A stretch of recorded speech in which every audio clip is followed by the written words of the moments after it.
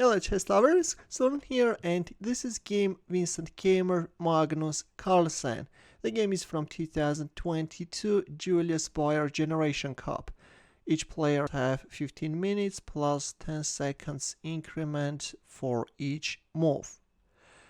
Keymer is on the white side and he opened up with c4. English opening is on the board. Carlsen's answer is knight f6, knight f3, c5. We have the symmetrical English, but very soon this is going to be transformed into semi-Tarrasch defense.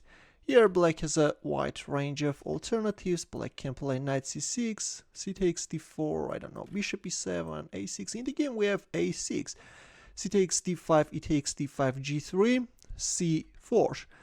With this move, black is restricting the movement of this light squared bishop, although yeah, we can see that with g3 already white was planning to fianchetto it. But anyways, c4 is a nice move. Later we will see that this will even give black a nice foothold for the bishop on d3.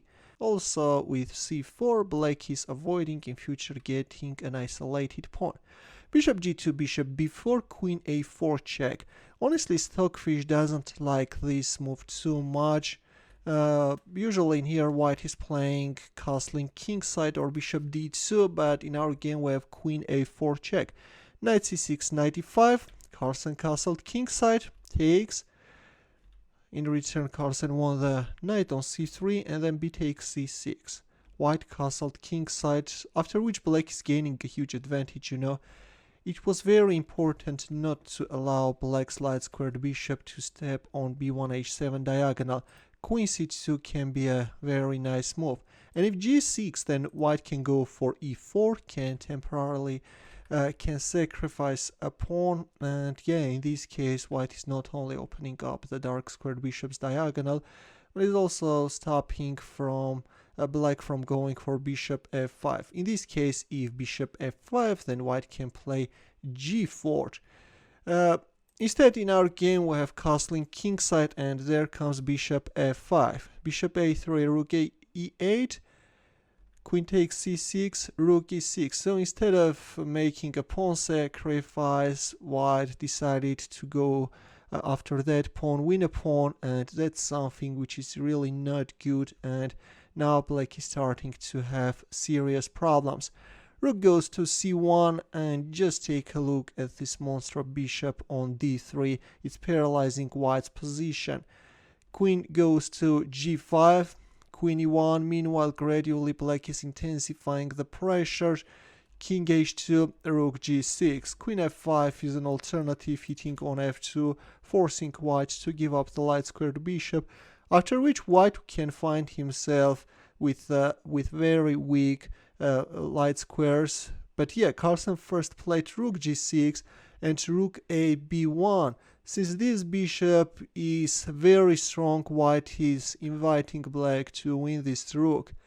Although bishop takes e4 is a better try, yeah, it was very important to get rid of that strong knight, even at the cost of giving up the important light squared bishop. Still, black is of course doing way better, but in our game we have rook a b1 and the rook on b1 dropped. Carlsen has a huge advantage once again, and now let's see how he realized it, how he made a progress.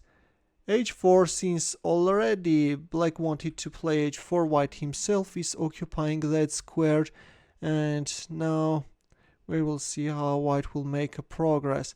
Carlsen still is not hurrying, and there comes the rook b1. White's position looks miserable and there is no way out.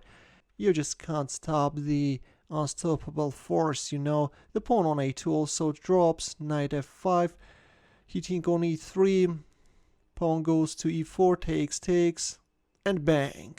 A nice exchange sacrifice by Magnus Carlsen. And then the second rook is also intruding the second rank.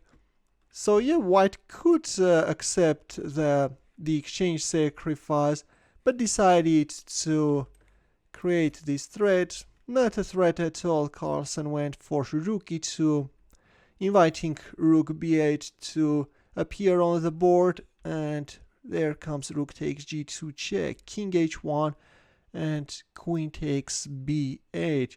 What a marvelous attack by Magnus Carlsen. Check, king g1, another check. So before proceeding, before making the last move, let me tell you that we have blind peaks.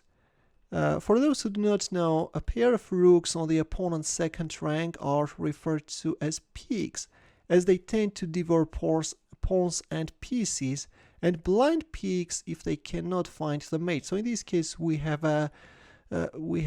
blind peaks. There is no forced mate, and there comes rook h1 check, after which white resent. White is losing the queen on c1. The game is over. A nice game by the reigning world chess champion, and on the other hand, of course, Keymer definitely misplayed the opening. Thanks for watching, hope that you enjoyed the game, and in the end a chess puzzle for you, and the task is to win with the white pieces. There is a forced mate in c6. We'll wait for your answer in the comment section. Thanks for watching, we'll see you in my next video. Take care.